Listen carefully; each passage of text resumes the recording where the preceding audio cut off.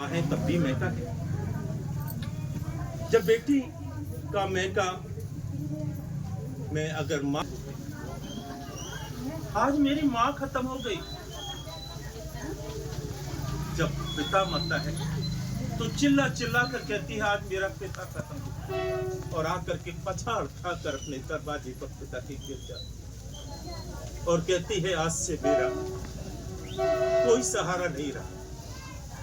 क्योंकि पिता जब तक होता है तब तक उसका महका होता है, क्योंकि बेटी माँ से इतना नहीं कह सकती जितना पिता से। अगर कोई कमी है तो पिता से कह सकती है और पिता पूरी कर देता है। कहीं से लाए, कर्जा करके लाए, कितना भी कुछ करे, मगर कहीं से लाए जरूर लाएगा। कर्जा सबसे बड़ा होता है।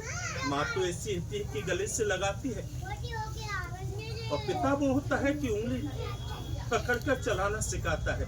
कभी देखना मेले के लिए अगर बेटा हो बेटी हो दोनों को आप ले जाना, तो बिटिया जो होती है वो गुड़िया लेगी, गुड़िया मेले में से, और बेटा होता है वो लेगा सबसे पहले बंदूक लेगा और उसे ला करके तोड़ देगा खेल के। और बिटिया होती है तो कहती है पापा मुझे गुड़िया चाहिए, और गुड़िया ला करके उसे घर पर लाकर सजाएगी, संभालेगी, उसके अपने पास सुलाएगी। ऐसी होती है बेटियां, ऐसे संस्कार होते हैं बेटियों के। और ऐसे धर्म गुरु जिन्हें अपने लिए धर्म गुरु बोलते हैं, वो आज बेटियों पर ऐसे आरोप लगाते हैं। क्या किसी के 4 पुत्र हो, अगर किसी के संस्कार अच्छे नहीं हो तो वो बेटा नहीं कहलाता। बाप के लिए तो सब एक समान होते हैं। ऐसे जो गुरु के रखवाले, जो संस्कार कहने वाले, जो संसार में चोला पहनकर गुरु का दर्जा अपने लिए कहते हैं, वो हमारी बहन और बेटियों पर आरोप लगाने वाले दुष्ट और पापी पाखंडी इस पृथ्वी पर अभी तक बसे हुए हैं,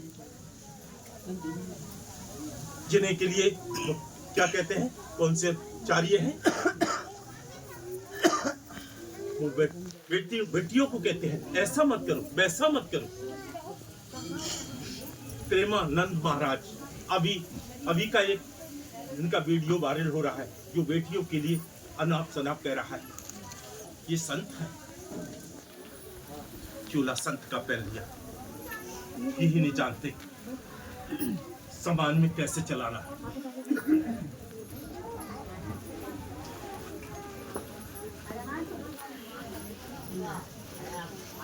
चल मैं क्या करूं, क्रोध आ ही जाता है, देखा नहीं जाता इस पृथ्वी लोक में रह करके ये अत्याचार नहीं देखा जाता। इसलिए उठ पटाख में मैं भी बोल देता हूं, अपने मानुष पर किसी पर भी अत्याचार नहीं देख सकता। मैं कहता हूं पहले से ही ऐसे के आगे आंसू मत बहाइए, आपके आंसू नहीं पहुंच पाए। कोई आंसू पहुंचने वाला नहीं है, कोई नहीं पहुंच सकता। उसके आगे गड़गड़ाइए। कभी किसी इंसानों के आगे मर चुकी है।